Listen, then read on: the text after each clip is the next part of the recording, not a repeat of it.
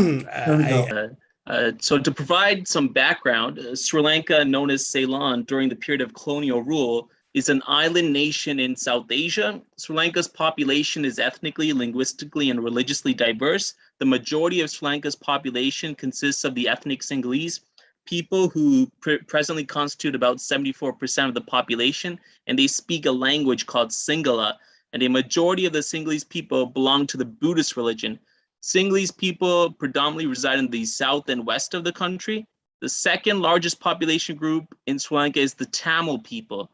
There are two groups of Tamil people living in Sri Lanka. First, there's a group known as the Sri Lankan Tamils, who constitute 11% of the population.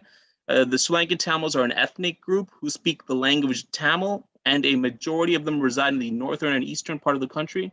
The majority of Tamils are of the Hindu religion. The second group of Tamils are known as the Indian Plantation Tamils, who constitute 4% of the population. The Indian Plantation Tamils are not indigenous to Sri Lanka, but instead they descend from South India and were brought over to Sri Lanka by the British in the 19th century to work on the tea plantations in the central highlands of the country. In Sri Lanka, unlike the Portuguese and Dutch, who were respectively the first and second Western colonial occupiers, the British succeeded in conquering the entire island, and the British had colonially occupied Ceylon longer than any other power from 1796 to 1948. I would argue that British colonization had a negative effect on Sri Lanka. Not only that, but I would also argue that British colonization of Sri Lanka laid the foundations for long-lasting ethno-national contentions and the 30 Years' Civil War, which occurred a few decades after Sri Lanka gained its independence in 1948 with dominion status in the Commonwealth. One way in which the British were responsible for sowing ethnic divisions was a result of their colonization of language. The Colebrook Cameron Commission from 1829 to 1832 was a committee sent by the British government to examine its colonial government in Ceylon. The commission, with its initial goals towards undertaking economic reforms throughout Ceylon, also instituted plans of language reform, which proved to have a detrimental effect in post-independent Ceylon. The commission recommended that English become the medium of instruction at secondary and tertiary levels. The British viewed the English language as superior over the indigenous languages of Tamil and Sinhala. To ensure the value of the English language remained high, the British felt it was best to restrict the education of the language to a small segment of the society, despite widespread interest among the general population to learn the language.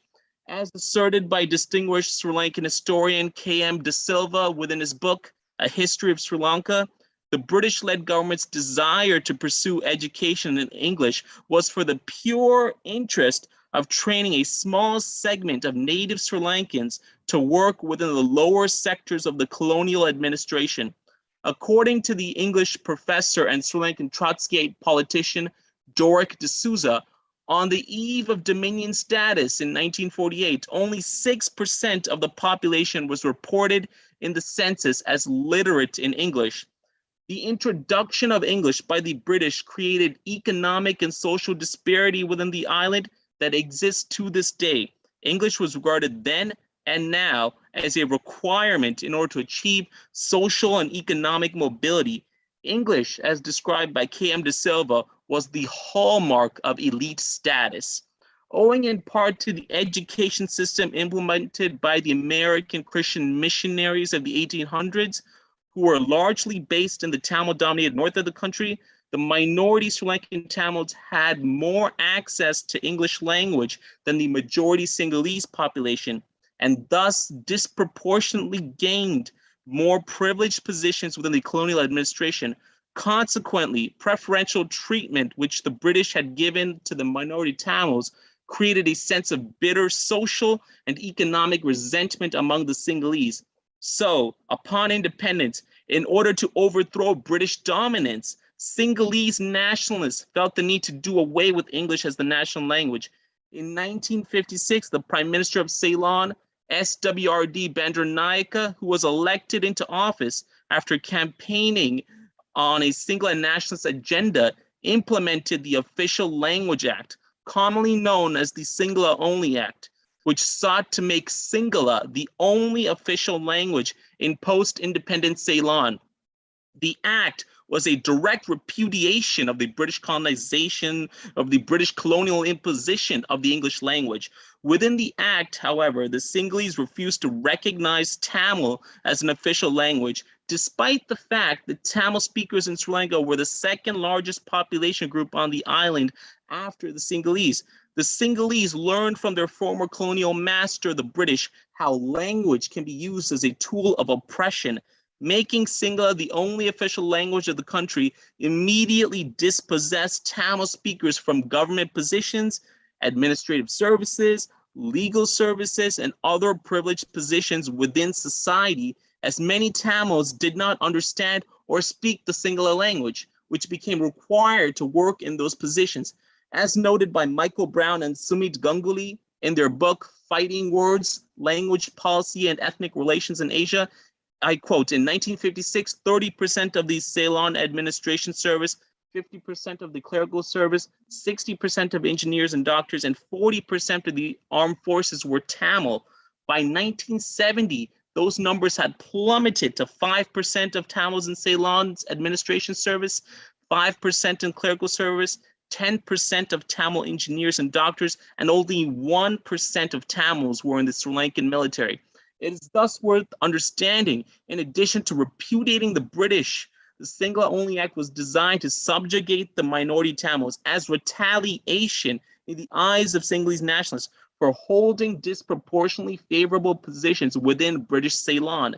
Shortly after the Sinhala Only Act was passed in 1956, there was an ethnic pogrom in 1958 against the minority Tamil community at the hands of Sinhala Buddhist nationalists, killing anywhere from an estimated 150 to 1,000 Tamils. This was the first of many ethnic pogroms against the minority Tamils that would occur in independent Ceylon, the root causes of which can be traced back to the British. After the Colebrook Cameron reforms of 1833, the British transferred political power to Sri Lanka, then Ceylon, in two main stages, in 1931 through the Dynamo Commission and in 1948 through the Soulbury Commission. These two stages of Western constitutional reform were central to setting up the framework for ethno-nationally motivated discrimination against minority communities by successive Sinhala Buddhist-dominated governments. In 1931, the Dynamo Reforms abolished the system of communal representation, whereby a certain number of seats were assigned to English-speaking elite Sinhalese, Tamils, Muslims, and other communities. The abolition of communal representation strengthened the hands of the political class of the majority Sinhalese community. The Dynamo Commission extended the franchise and allowed elections based on universal suffrage. However, upon abolishing communal representation, the Dynamo Commission turned out to be a failure with respect to the fact that it did not suggest any alternatives, such as a workable form of federalism to contain communalism and ensure adequate political representation of the minority communities. Minority leaders, such as Sir Ponnambalam Ramanathan on behalf of Tamils and T.B. Jaya on behalf of Muslims, made pleas to the British that the Dynamo Commission is unacceptable to the interests of their respective communities, as the Dynamo Reforms effectively removed the weightage for the minorities to compensate for the numerical superiority of the Sinhalese and left the nation devoid of any adequate checks and balances to prevent discriminatory majoritarian policies from being enacted by Sinhalese majoritarian governments. The pleas of the minority communities were ignored by the British. In 1931, the Tamil politicians in the North boycotted the first elections under the new system of universal suffrage. Commenting on the implications of the Dynamo Reforms, British academic Jonathan Spencer asserted that the distribution of population and the constituency-based system of representation resulted in two political zones, a zone of permanent opposition in the north, where Tamil parties dominated, and a zone of competition in the south, where mostly Sinhala politicians fought for the votes that would get them close to government. The fault lines established in the electoral politics of the 1930s became the disputed borderlands in the Civil War 50 years later. The Dynamo dispensation created a situation in which divisive and toxic ethno-national concerns became the primary preoccupation of local leaders. Many Sinhalese politicians, for example, were upset that franchise had been extended to the Indian plantation workers almost on the same terms as the indigenous population.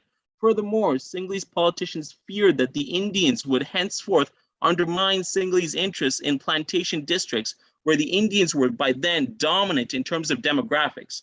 Once Sri Lanka gained its independence in 1948, Sinhalese politicians took action based on these fears and prejudices by enacting the Ceylon Citizenship Act of 1948, which made Indian plantation workers stateless.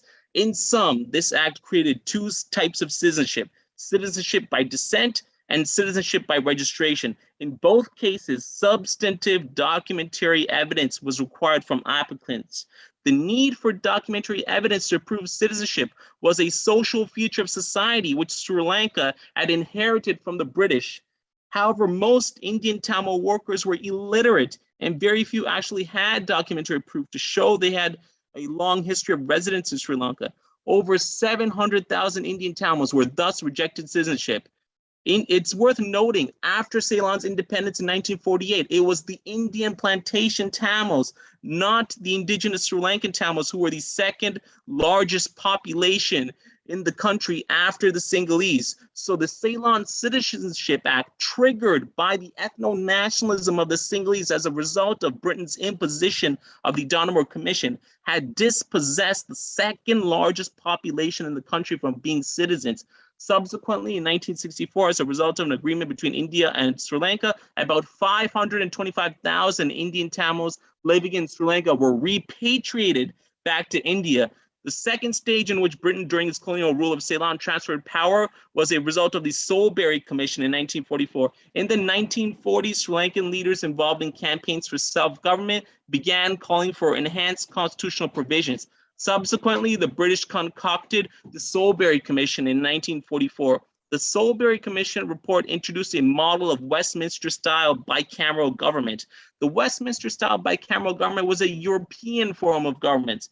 However, because the British proclaimed to have the world's greatest democracy, the British felt that any alternative form of government, which the Sri Lankan minority community suggests, would only be inferior and therefore shouldn't be worthy of any serious consideration.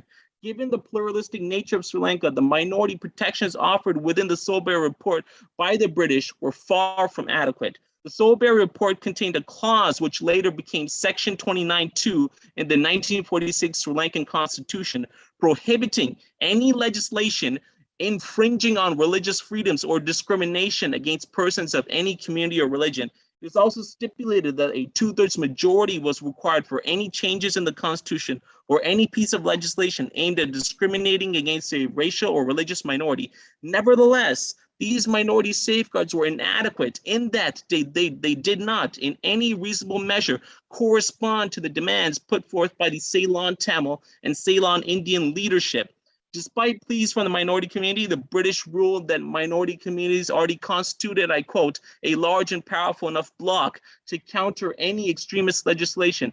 In 1972, Ceylon became a republic and renamed itself Sri Lanka and implemented a new constitution. The 1972 Constitution, however, marked the most poignant expression of ethnic outbidding that came to being as the primary consequence of British-induced constitution making. It was truly a majoritarian constitution that shamelessly shunned minority rights, most notably the namesake minority safeguard in the Solberry Constitution, namely Section 29(2), was absent in the 1972 Constitution. While I already mentioned the Sinhala Only Act, which was used by the Sinhalese to strengthen their political power and to subjugate the minority community by making Sinhala the sole official language, I should also mention that in 1971, the Sri Lankan government implemented what was known as the Standardization Act, which disproportionately targeted Tamils' admissions to universities by requiring the Tamils score higher in entrance exams than their Sinhalese counterparts. Section 29 of the British engineered Solberry Commission was futile to prevent this discriminatory legislation from being implemented. The entire political saga of the Dominion state of the Republic of Sri Lanka has been marked by this inclination to steer rather than contain ethno-national tensions. The roots of this political culture of spewing division among the masses lie in the constitutional experiments and fatal political miscalculations of the British. The consequences or ramifications of these problematic policies continue to be felt to this very day, and they will shape the political landscape of Sri Lanka for many more decades to come. Hence, the British government must apologize to the government and people of Sri Lanka for the devastating effects caused by its colonization. By doing so, it will be a first step in developing a discourse on reparations and in recognizing the sheer magnitude of colonial atrocities and their present day ramifications, both of which are some 7 decades overdue. Thank you.